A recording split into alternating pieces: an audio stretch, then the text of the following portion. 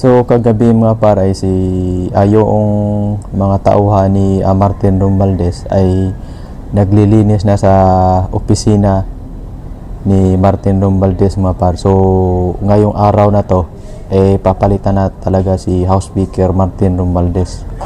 At sana kung sino man ang congressman na ipapalit kay Martin Romualdez, sana hindi po niya gagayahin yung ginagawa ni Martin Romualdez na pagnanakaw sa pira ng bayan.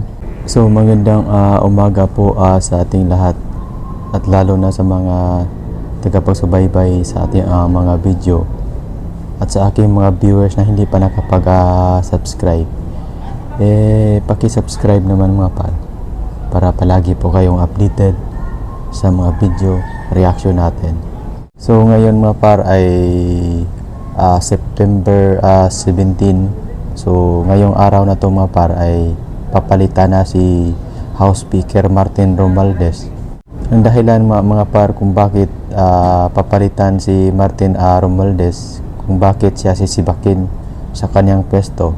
Si Martin Romualdez mga par ay siya po ay involved sa maong controversial na Ghost Flood Control Project at sa mga karumal-dumal na mga korupsyon sa pera ng bayan. Kaya pinalitan si Martin Romualdez ngayong araw na to mga par. So hihintayin natin kung sino ang papalit kay Martin Romualdez mga par. Kasi kahapon ay umuugong yung pangalan ni Joke Frasco at saka Benitez at saka JJ Suarez ang ipapalit daw kay Martin Romualdez, dahil ay sisibakin sa pwesto si Martin Romualdez mga par. So ibig sabihin hindi siya absuelto sa maong controversial na flood control project.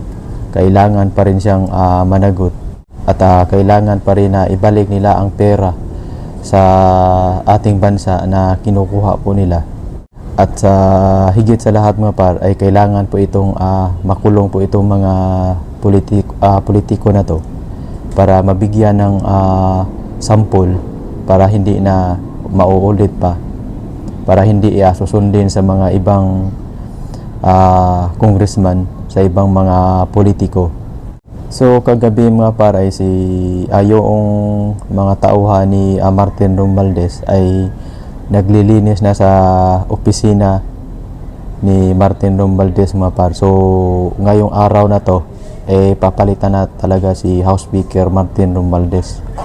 At sana kung sino man ang congressman na ipapalit kay Martin Romualdez, sana hindi po niya gagayahin yung ginagawa ni Martin Romualdez na pagnanakaw sa pira ng bayan, sa mga karumal-dumal na mga korupsyon at sa pagluloko ng taong bayan.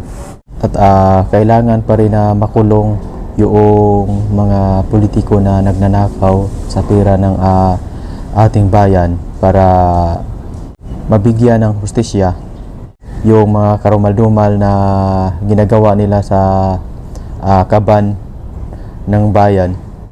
At hanggang dito na lang po, at maraming salamat sa inyong panunood, and magandang araw.